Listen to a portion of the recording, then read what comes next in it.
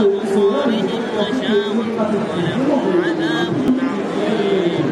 ومن الناس من يقول آمنا بالله وباليوم الآخر وما هم بمؤمنين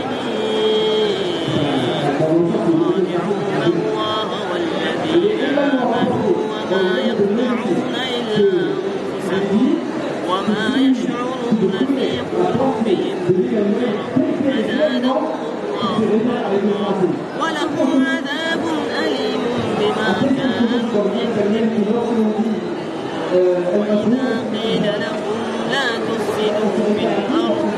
وإذا قيل لهم لا تفسدوا في الأرض قالوا إنما نحن مصلحون ألا إنهم هم المفسدون ولكن لا يشعرون.